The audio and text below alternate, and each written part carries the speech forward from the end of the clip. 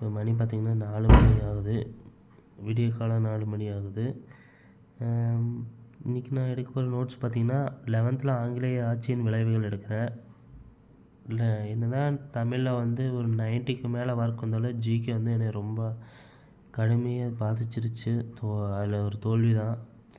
இருந்தாலும் நம்ம இந்த தடவை படிக்கிற ஸ்ட்ராட்டஜியை மாற்றிக்கிட்டேன். எப்படின்னா, இப்போ 11th இந்த புத்தகம் பாருங்கள், ஆங்கிலேயர் ஆட்சியின் விளைவுகள் தான் இன்றைக்கி நான் நோட்ஸ் எடுத்திருக்கேன். ஒவ்வொரு டாபிக் விடாமல், ஒவ்வொரு லைனையும் விடாமல் கொஸ்டினாக கன்வெர்ட் பண்ணியிருக்கேன்.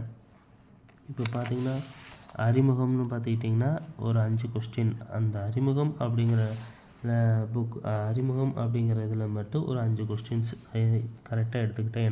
எனக்கு ஏற்ற மாதிரி நான் எடுத்துக்கிட்டேனே தவிர்த்து ஒரு இலக்கிய விதிப்படி அது மாதிரியெல்லாம் எதுவும் இல்லை. எனக்கு என்ன ஈஸியாக இருக்குமோ அது மாதிரி நான் எடுத்துட்டேன். அந்த கொஸ்டின் பார்க்கும்போது என்ன முக்கியமான பாயிண்ட்ஸ் எல்லாம் நான் மறந்துடக்கூடாது, அதுக்காக நான் எடுத்தது. இப்போ அடுத்த டாபிக்னு பார்த்திங்கன்னா 17.1 ஆங்கிலேய அரசு உருவாக்கம். அது பார்த்திங்கன்னா அது கொஞ்சம் டாப்பிக்கே பெருசாக போகுது, அதுக்கேற்ற மாதிரி கொஸ்டின்ஸும் பெருசாக போகுது. ஒரு பாக்ஸ் கண்டென்ட் எதையுமே நான் விடலை.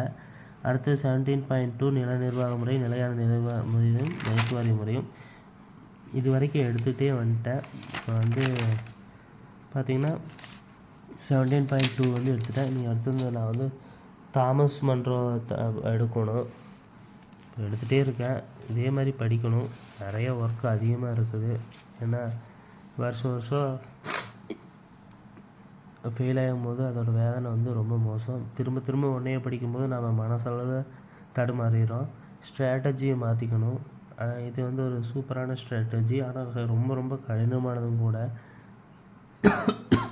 ஏன்னா நோட்ஸ் எடுக்கும்போது பார்த்திங்கன்னா வச்சுங்க, உங்களுக்கு ஏகப்பட்ட டைம் ஆகுது.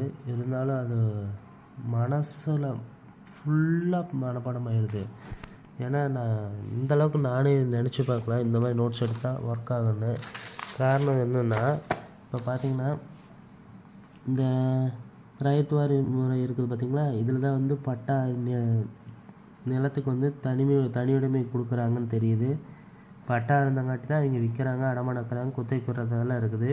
இந்த ரைத்துவாரி 1814 வந்துச்சு. இந்த ரைத்துவாரி வந்து அரபு சொல்லு, ரைத்துங்கிறது இங்கிலீஷாக மாறுது, ரைத்துனா உழவர் அப்படின்னு வருது. ஸோ நீங்கள் இந்த மாதிரி எடுத்து பாருங்கள், நீங்களே எடுக்க முடியுங்க பாருங்கள். இல்லைன்னா நான் என்னோடய யூடியூப் சேனலில் நான் பிடிஎஃப்பாக போடுறேன், டவுன்லோட் பண்ணிக்கோங்க. தேங்க்யூ.